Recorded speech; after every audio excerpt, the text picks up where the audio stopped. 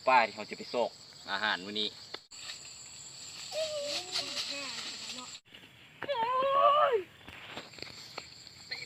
พลังเคลื่อนเต้า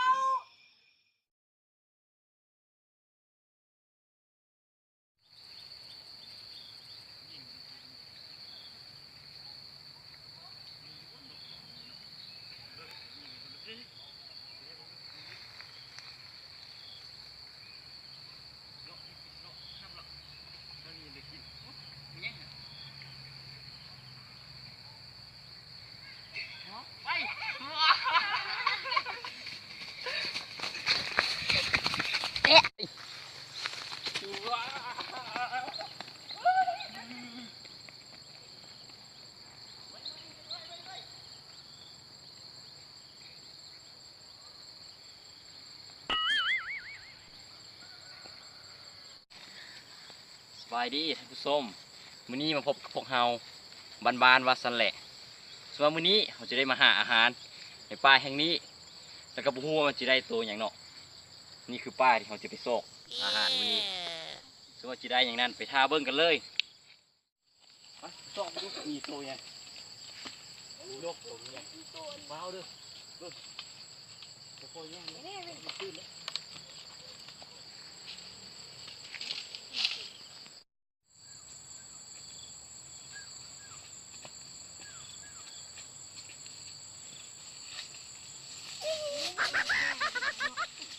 แย่งดีเด้ปะครับมันได้จะได้ตัวเดือดเห็นมันก็ตื่นไปเลยซอกมึงดูซูมีบ่แถวนี้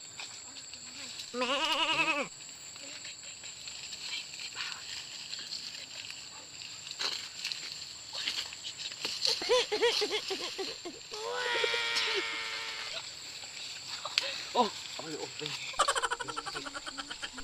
เนี่ยมันได้เล่นไปคุกเลย Okay.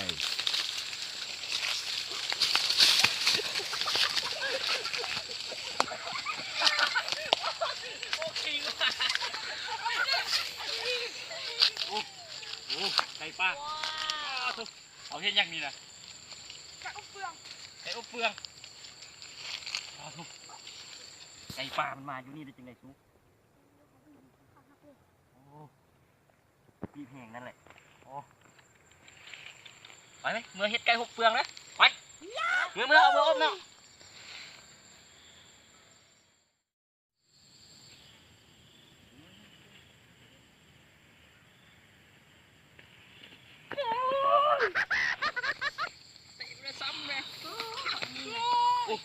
ไก่เขาจะเห็ดยังกินนี่บอกเห็ด อ ยัง บ กิน เปลืองเลยบ่ โอ้ ไก่อบเป็ด ยาอีตุนมันนะปล่อยมันเนาะปล่อยมันไปซะเนาะปล่อยมันซะไก่นี่ไปเมื่อเฮือนเราเมื่อปล่อยอยู่เฮือนไปเลยเอาไปเลี้ยงซะอีต้นมัน Okay. เมื่อว้าย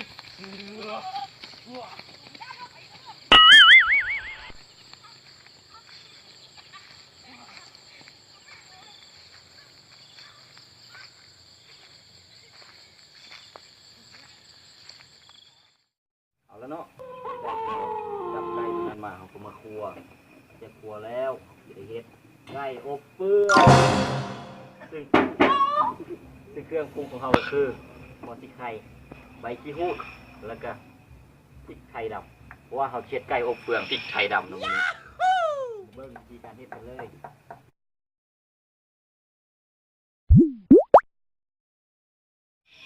นี่เนาะหัวสีไข่อ้าวมันคือบุเป็นวะโอ้มันโบแลกพริกไทยนี่ย่ามัน โอ้นี่ตามเลยเด็กกับบเล็ก เอาแล้วเนาะไก่เขาได้ตำเครื่องปรุงที่เรียบร้อยแล้วเขาจะเป็นเหตุการณ์เอือบไก่กันเลยเบิ่งเลยเนาะเขาจะเอือบไก่ให้โอ้มันดิ้นไก่มันดิ้น ตายแล้ว ว่าจิปล่อยมัน ปล่อยไว้นี่แหละปล่อยไว้นอนในซามนี่แหละไก่ จับเป็ด เหยียบคนเลยอ๋อทุกไก่ในตูบักใหญ่ ต้องมีกูตีนเลยเด้อ ๆไก่ป่าย่างดีการเอือบไก่เอือบไปเอือบไปเขาจะได้ไปหอมบ่ หอม ข้าวเนาะข้าว หอมมีหอยมีแปลว่าหยังเว้าดิติดอันนั้นเด้ติดเลดเด้เอาลงบ่ได้เด้เด็กน้อยเบิ่งหลายซั่นอีก ยัดแกwhat the fuck เอายัดเข้าไป what the fuck what the fuck เอาเครื่องนี้ยัดเข้าไปเพราะว่าผู้ใดเป็นคนมักยัดอยู่แถวนี้ ยัด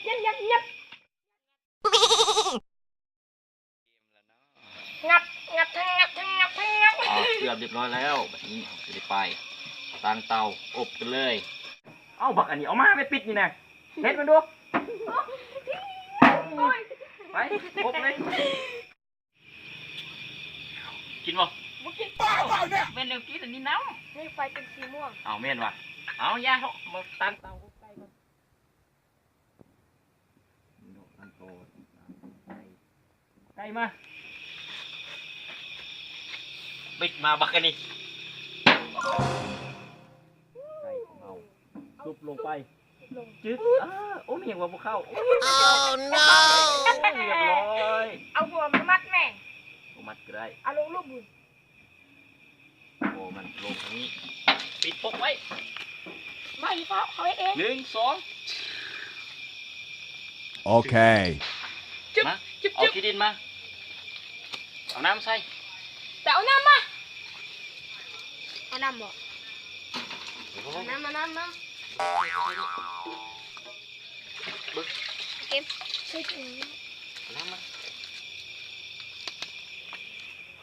ผสมดินเอาเนาะการเฮ็ดไก่อบเฟืองเราต้องเอาน้ำผสมใส่ดินเพื่อเอาไปอัดบนตีนของปิดนี่เนาะเพื่อบ่ให้ควันไฟเข้าไปในหั่นมันเฮ็ดให้ไก่นั้นคิ้วเว้าปานเคยเฮ็ดเลยที่เคยเฮ็ดเทื่อทำอิฐนี่จักสิเป็นบ่เป็นบุนี่ถ้าเบิ่งกันเลยเนาะเบิ่งจับดีๆแปลงก่อนแยงไปแยงดูเบิ่งแปลง มัน ดี ยังนอนอยู่เลยบ่ แปลงแล้วบ่นี่ก็จะจัดการใส่เลยรู้สึกว่าที่ดินนี่สิเปียกโพดเปียกย่างมันเถอะลูก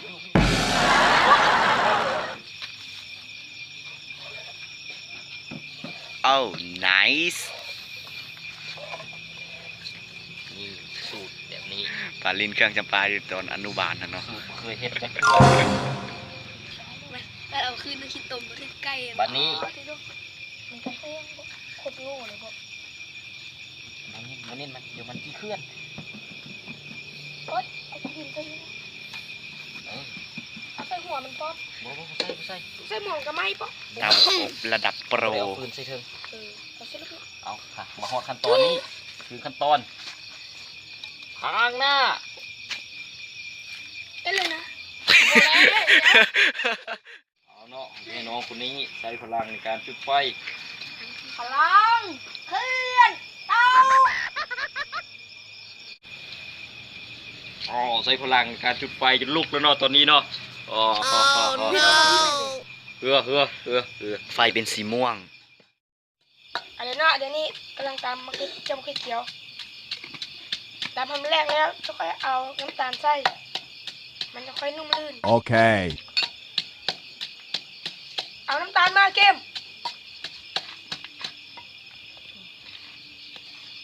นี่เวลาใส่ด้วยซื้อหรือว่าอันนี้นะสีนั่นนึง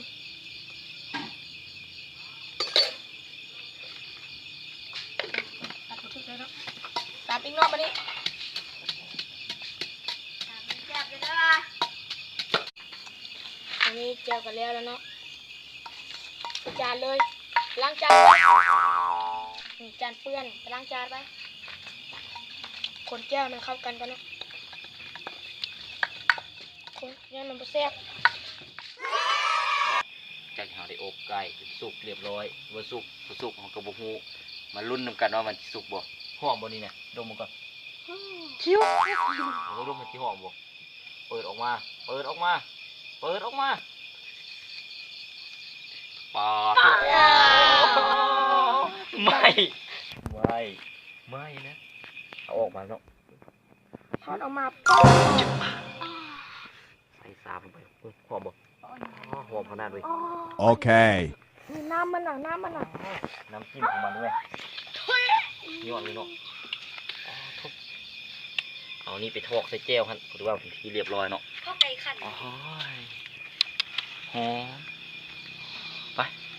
ปะปะนี่ มาถ้าเบิ่งว่าไก่สุกหรือบ่สุก ร้อยกินเงินดากมันจะ ถ้าสุกก็สิได้กินถ้าบ่สุกสิบ่ได้กินเนาะมาเบิ่งกันเลยเอามาสิสุกบ่ถ้าเบิ่งก่อน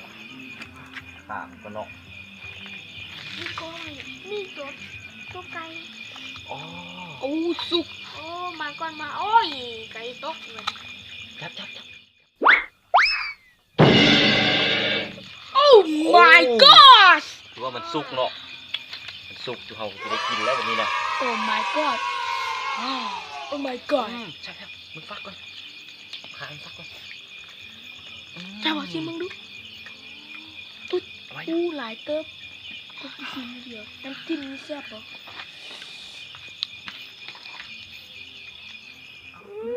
กินเลยจับเจียวโอ้เจียวนี่นะ ฮด เจียวเนี่ย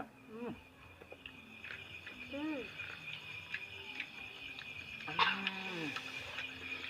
ฮ้ยทำมาสิเนาะ หวานพอเจียว กินอ้วนดิกินยอดดู แซ่บโอ้ my god แซ่บ โอ้พระเจ้าจอดมันยอดมาก ทอด เอาแล้วเนาะมื่อนี้ก็ถือว่าสมควรในการถ่ายคลิปเอากระถ่ายมันจะสวยจนค่ำจนดึกแล้วป่านนี้ ตอนนี้ก็8 โมงไปแล้วเนาะเขาถ่ายไปตอน4 โมง เบิ่งดูงง เบิ้งว่าความทุ่มเทของพวกเราเนาะเฮ็ดคลิปเพื่อให้ทุกคนเบิ้งฉะนั้นอย่าลืมกดไลค์กด Subscribe เพื่อเป็นกำลังใจให้พวกเราในการเฮ็ดคลิปต่อไปเด้อสำหรับมื้อนี้ขอกล่าวคำว่าบ๊ายบาย